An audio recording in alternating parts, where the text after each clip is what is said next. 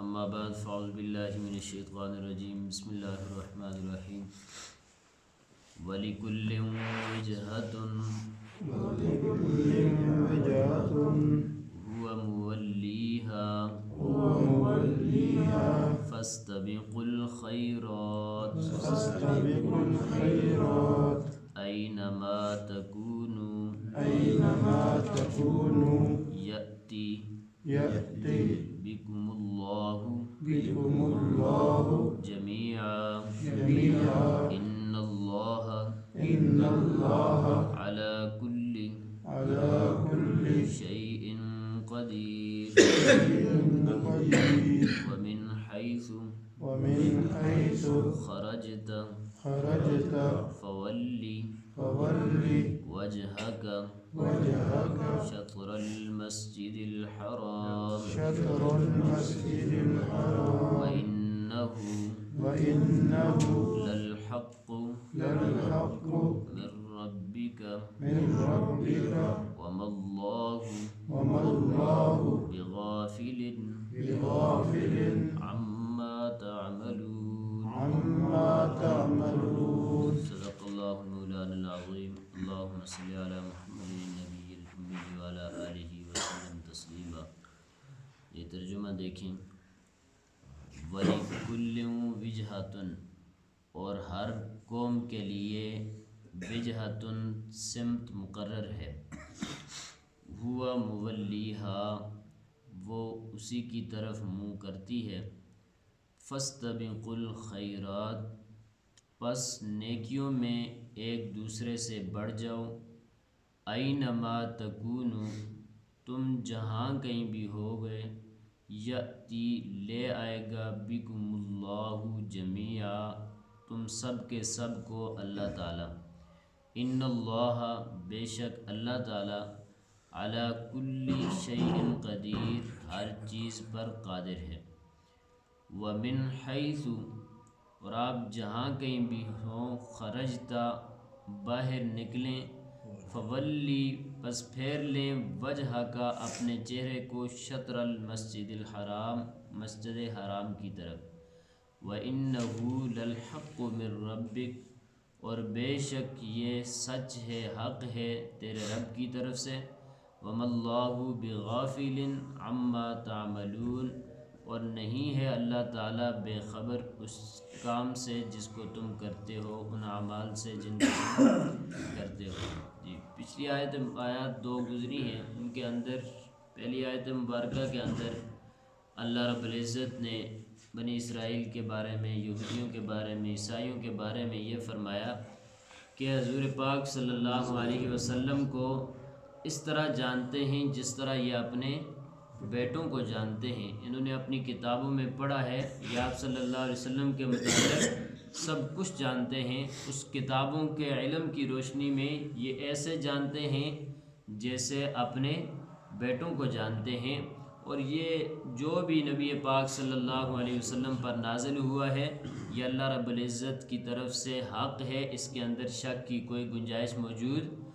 نہیں ہے۔ آگے فرمایا وَلِكُلٍّ وِجْهَةٌ هُوَ مُوَلِّيهَا فَاسْتَبِقُوا الْخَيْرَاتِ، کہ ہر قوم کے لیے ایک سمت مقرر ہوتی ہے، یہ نہیں کہ نبی پاک صلی اللہ علیہ وسلم کے لیے یہ قبلہ مقرر ہو گیا،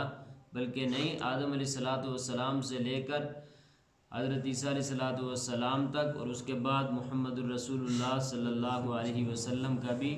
قبلہ مقرر ہوا۔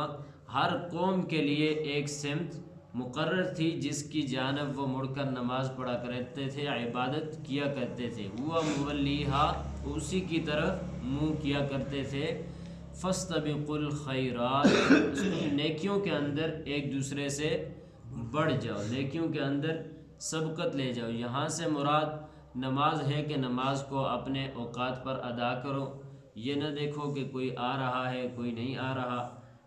کوئی آئے گا تو میں پڑھوں گا، وہ دوسرا نہیں آیا تو میں بھی نہیں آؤں گا، نہیں، بلکہ نیکی ہے تو نیکی کے اندر ایک دوسرے سے بڑھنے کی کوشش کرو، فاستبقوا الخیرات، نیکیوں میں ایک دوسرے سے بڑھ چڑھ کر حصہ لو، اینما تکونوا یأتی بکم اللہ جمیعا، تم جہاں کہیں بھی ہوگے یأتی بکم اللہ جمیعا، اللہ تعالیٰ تم سب کو جمع فرما لے گا۔ اس سے ایک مراد تو یہ ہے کہ قیامت کے دن تم جہاں بھی جاؤ اللہ سے چھپ نہیں سکتے، اللہ رب العزت تمہیں ایک جگہ ضرور اکٹھا فرما لیں گے۔ دوسری بات یہاں پر ایک مسئلہ لکھا ہے علماء کرام نے کہ ایک بندہ ہے، اس کو قبلے کا رخ معلوم نہیں ہے۔ اب وہ قبلے کا رخ اگر اس کے پاس موجودہ جو زمانے کے آلات ہیں، مثال کے طور پر آج کل موبائل میں قبلے کی سمت درست کرنے کا انتظام موجود ہے، بعض جائے نماز ہوتی ہیں ان پر وہ لگا ہوتا ہے، ان سے بھی قبلہ درست ہو جاتا ہے۔ تو اگر اس طرح کے کوئی آلات موجود نہیں ہیں اور جگہ بھی ایسی ہے کہ وہاں پر کوئی آدمی بھی نہیں ہے جس سے وہ پوچھ کر سمت قبلہ معلوم کر لے، رخ معلوم کر لے، ایسی جگہ بھی نہیں ہے، کوئی آدمی بھی نہیں ہے، آبادی بھی نہیں ہے، ویران جنگل کے اندر ہے، چاہے پوری جماعت ہے جس کو نہیں پتہ یا ایک شخص ہے جس کو نہیں پتہ، تو اس کے بارے میں حکم یہ ہے کہ وہ پہلے خوب غور و فکر کرے۔ پہلے خوب غور و فکر کا، یہ نہیں کہ بس مجھے کوئی نظر نہیں آ رہا ہے جس سے میں پوچھوں، بس ایک طرف کو کیا اور نماز پڑھ لی، تو اس طرح نماز درست نہیں ہوگی، وہ نماز قابل اعادہ ہوگی، اس کو دوبارہ پڑھنا پڑے گا۔ لیکن ایک شخص ہے، اس نے خوب غور و فکر کیا ہے، ادھر ادھر دیکھا ہے کہ کوئی نظر آ جائے تو میں اس سے پوچھ لوں، یا پھر اس نے سورج کی سمت کو دیکھا ہے کہ یہ کدھر جا رہا ہے، یا پھر اس نے کوئی بابا ہے، اس نے اب سردیوں کا سورج ہے تو اس کا حساب لگایا ہے، گرمیوں کا سورج ہے تو اس کا حساب لگایا ہے، جس طرح بھی غور و فکر ہو سکتا تھا اس نے پورا غور و فکر کرنے کے بعد ایک سمت مقرر کی ہے کہ میرا خیال یہ ہے کہ قبلہ اس جانب ہے، پھر وہ وہاں پر نماز پڑھ لے۔ اگر اس جانب بعد میں پتہ چلے کہ قبلہ نہیں تھا تو بھی اس کی نماز جو ہے ادا ہو جائے گی۔ آپ کو مسئلہ سمجھ آیا ہے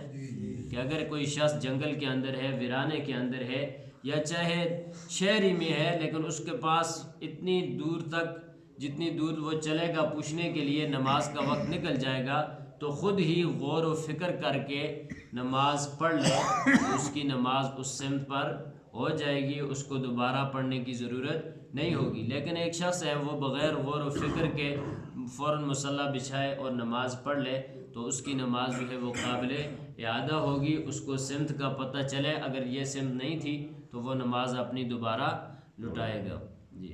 تو یہاں سے ایک مسئلہ یہ بھی نکلتا ہے، اینما تکونوا یأتی بکم اللہ جمیعا، تم جہاں کہیں بھی ہو تو اللہ تمہیں جمع فرما لے گا۔ ایک مراد تو یہ ہے کہ قیامت کے دن اللہ رب العزت سے تم چھپ نہیں سکتے، نہ ہی تم دنیا کے اندر اللہ رب العزت سے چھپ سکتے ہو، جہاں بھی ہوگے تم سب کو وہ جمع فرما ہی لے گا۔ اور دوسرا یہ کہ جس جگہ سے بھی تم رب تعالیٰ کی طرف غور و فکر کر کے نماز پڑھو گے، اللہ رب العزت تمہاری نماز کو قبول و منظور فرمائیں گے۔ ان اللہ علی کل شیء قدیر، بے شک اللہ رب العزت ہر چیز پر قادر ہے۔ آگے ومن حیث خرجت، یہ نبی پاک صلی اللہ علیہ وسلم کو اس وقت ارشاد فرمایا گیا اور اب پوری امت کے لیے ہے کہ تم جہاں سے بھی باہر نکلو فولی وجہک شطر المسجد الحرام، تم اپنے چہرے کو مسجد حرام کی طرف پھیر لو۔ مراد کہ جہاں کہیں بھی ہو، دنیا کے جس کونے پر بھی ہو، تم وہاں سے ہی مسجد حرام کی طرف اپنا چہرہ کر لو گے تو تمہاری نماز ہو جائے گی۔ نبی پاک صلی اللہ علیہ وسلم نے ارشاد فرمایا کہ مجھے اور میری امت کو اللہ رب العزت نے باقیوں پر 3 چیزوں میں فضیلت دی ہے، باقیوں پر 3 چیزوں میں فضیلت دی ہے۔ ان میں سے ایک بات تو یہ ہے کہ اللہ رب العزت نے اس امت کے لیے ساری زمین کو مسجد بنا دیا، کہ جہاں پر بھی نماز پڑھیں گے اللہ رب العزت قبول فرما لیں گے۔ یہ نہیں کہ جہاں مسجد ہو اور آپ کہیں کہ میں نہیں مسجد کے باہر ہی پڑھ لیتا ہوں، گھر میں پڑھ لیتا ہوں، اس طرح نہیں ہے، بلکہ ویرانہ ہے جہاں مسجد نہیں ہے۔ تو اب پہلی قوموں کے اندر تو یہ ہوتا تھا جو نماز کی جگہ مقرر ہوتی تھی اس کے بغیر نماز ادا نہیں ہوتی تھی، لیکن اس امت پر اللہ رب العزت کا یہ احسان ہے کہ جس جگہ بھی نماز پڑھیں گے اللہ رب العزت وہاں ہی اس کو قبول فرمائیں گے، نماز پڑھنے کی اجازت ہے۔ دوسری بات کہ اللہ رب العزت نے ساری کی ساری زمین کو اس امت کے لیے پاک بنا دیا۔ اب مسجد نہیں ہے تو پھر بھی یہ پڑھ سکتے ہیں، اور تیسری بات یہ ہے کہ اگر پانی موجود نہیں ہے تو اس کے ساتھ تیمم مٹی سے کر کے وضو کیا جا سکتا ہے، تیمم کیا جا سکتا ہے۔ مٹی اللہ رب العزت نے اس امت کے لیے پاک بنا دی ہے، اور ایسا نہیں کہ آپ گوبر والی جگہ سے مٹی اٹھائیں اور یہ کہیں کہ پاک ہے، نہیں، بلکہ مٹی جو ہو وہ پاک جگہ کی ہو، ایسی جگہ ہو جس میں گندگی وغیرہ نہ ہو، تو وہ مٹی جو ہے اللہ رب العزت نے اس امت کے لیے پاک کی ہے، وہاں سے آپ مٹی اٹھا کے تیمم کر کے نماز پڑھ سکتے ہیں۔ یہ اس امت کے لیے اللہ رب العزت نے سہولتیں فراہم کی ہیں، پہلی امتوں میں اس طرح نہیں تھا۔ وَإِنَّهُ لَلْحَقُّ مِن رَبِّكَ وَمَا اللَّهُ بِغَافِلٍ عَمَّا تَعْمَلُونَ۔ اس آیت کے بعد میں اللہ رب العزت نے ارشاد فرما دیا کہ یہ جو کچھ بھی احکام بیان کیے جا رہے ہیں، یہ جتنی بھی چیزیں ہیں، یہ تیرے رب کی طرف سے حق سچ ہیں۔ وَمَا اللَّهُ بِغَافِلٍ عَمَّا تَعْمَلُونَ، اور اللہ تعالیٰ بے خبر نہیں ہے ان چیزوں سے جو تم کرتے ہو۔ اللہ تعالیٰ ہم سب کو عمل کرنے کی توفیق عطا فرمائے، آمین۔ اللہم انت السلام منک السلام، بارک ربنا وتعالی یا ذا الجلال والاکرام۔ اللہم اعنا علی ذکرک وشکرک وحسن عبادتک، اللہم احسن عاقبتنا فی الامور کلها واجرنا من خزي الدنیا وعذاب الآخرہ۔ اللہم انک عفو کریم تحب العفو فاعف عنا یا غفور یا غفور۔ اللہ ہم سب کو یہاں پر آنا، نماز پڑھنا، دعا کرنا، سننا سنانا اپنی بارگاہ میں قبول و منظور فرما، جو پڑھا سنا گیا اس پر عمل کرنے کی توفیق عطا فرما، ہر قسم کی زمینی آسمانی آفات بلا سے محفوظ فرما۔ یا اللہ تمام بیماروں کو شفاء کاملہ عاجلہ مستمرہ دائمہ نصیب فرما۔ جتنے لوگ بھی حالت ایمان اس دنیا سے رخصت ہوئے، یا اللہ سب کی بخشش فرما، سب کی مغفرت فرما، درجات بلند فرما کے جنت الفردوس نصیب فرما۔ صلی اللہ تعالی علی خیر خلقہ محمد و علی آلہ و صحبہ اجمعین۔